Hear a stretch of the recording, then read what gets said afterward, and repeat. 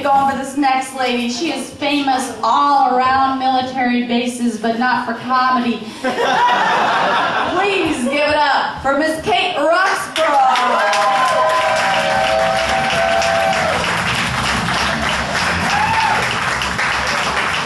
Thank you very much. Hello, everyone.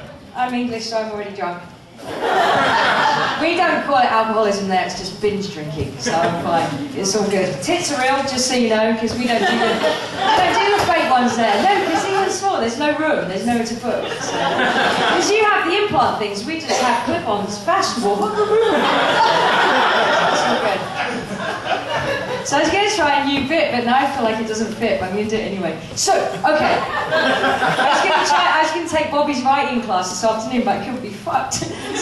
So I haven't worked it out. So here it is, live. Here's how you fail live. Okay, ready? Bring the night down, wait for it. Alright.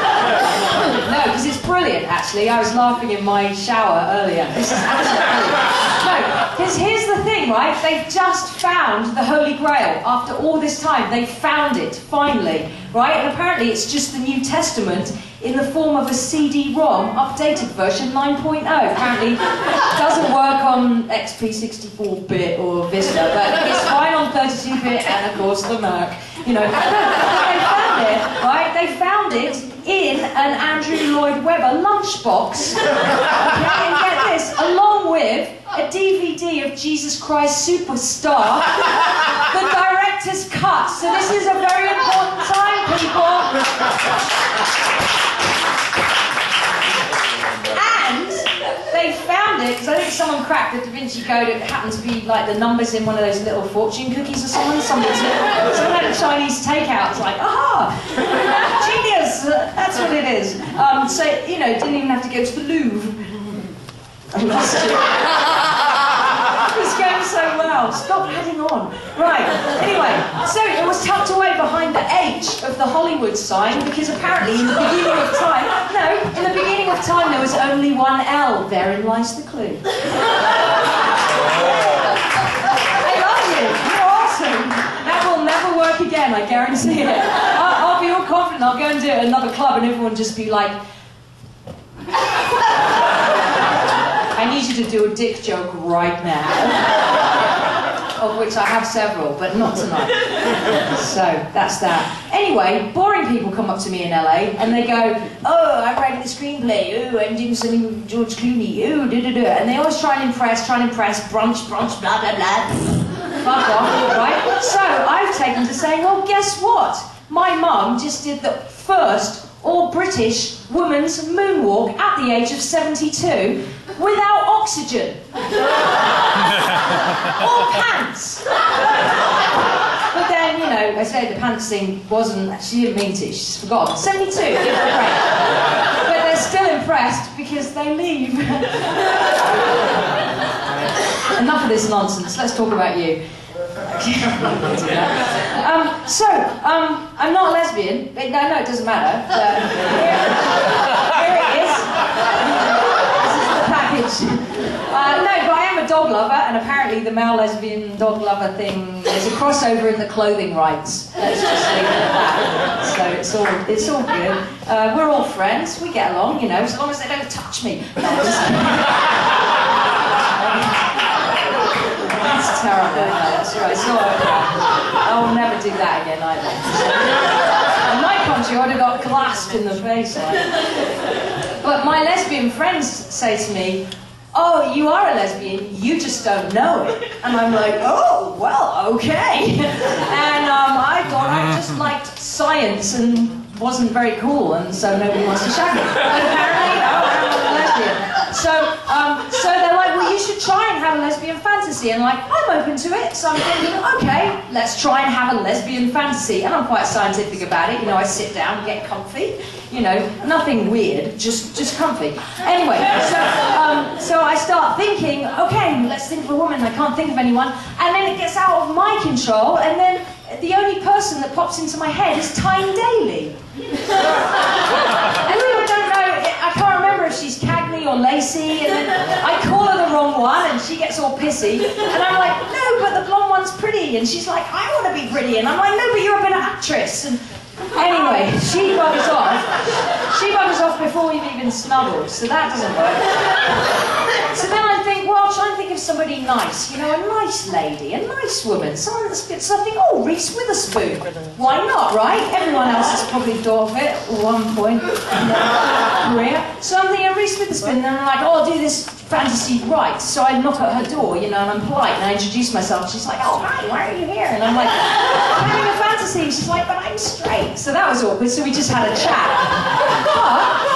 But the cool thing was, then her dad is sitting on the couch and he starts flirting with me. But then I realised I'd never actually met Reese Witherspoon's dad, so I don't know what he looks like. So I just make him look like Steve McQueen, before he died, obviously.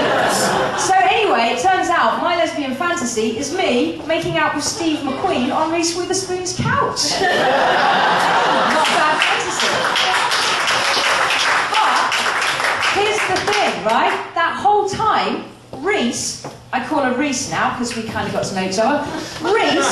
Reese is watching. So she might seem like a nice lady, but I think she's a bit creepy. So I am doing right now the whole actress/waitress/my wrists. And it's great.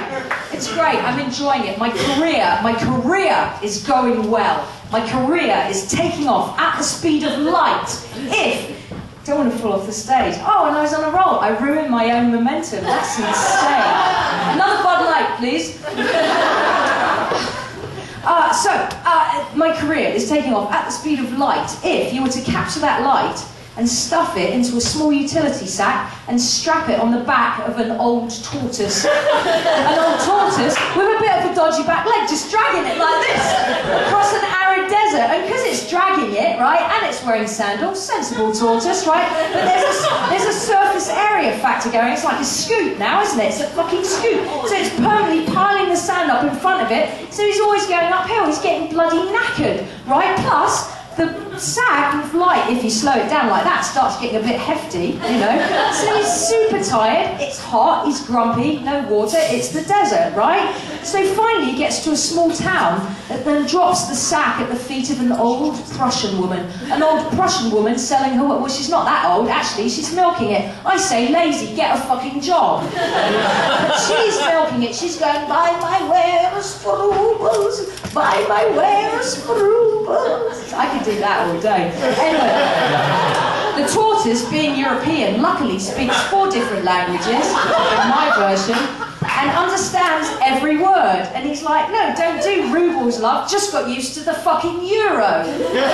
She's like, no, but it's a t-shirt, it's very good, it's very good, it's made of hemp. He's like, you don't do hemp, Anglo-Saxon, hypoallergenic, very, very sensitive skin, break out in hives. She's like, no, but it's very strong, it lasts a lifetime. He's like, so does Tom Jones's wig, but I'm not showing that on your head and going, now you'll always look good in hats, am I?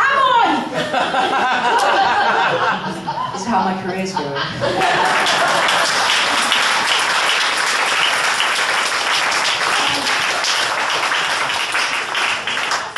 So to make up for my fairly low self-esteem, I've taken to wearing superhero t-shirts. And it's good, except now I don't go out, because now I'm scared that if there actually is a natural disaster, people will rely on me, and that's a lot of pressure.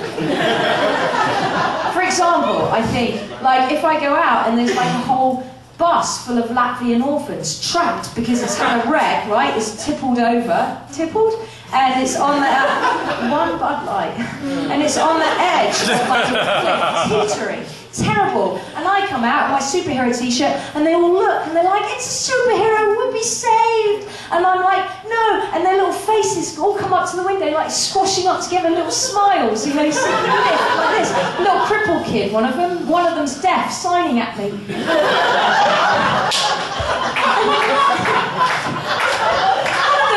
of them's wearing a helmet, bless him. And I'm like, I'm the one that has to go, no, I'm not a superhero, it's just a t-shirt, I don't actually have superpowers. My God. I just feel like I'm disappointing my dad all over again. And then I start to think, no, actually, fuck those orphans, deaf or not, I don't care, crippled, whatever, because that thing, right, is to assume that just because someone has superhero powers, that they're masculine and it's strength related, right? Oh, because I'm a superhero, I have to be able to flip a bus. No, fuck those orphans, and here's why. I'm sorry. No, because maybe I have a different kind of superpower, like, say, good with snakes. That's my time. You've been awesome.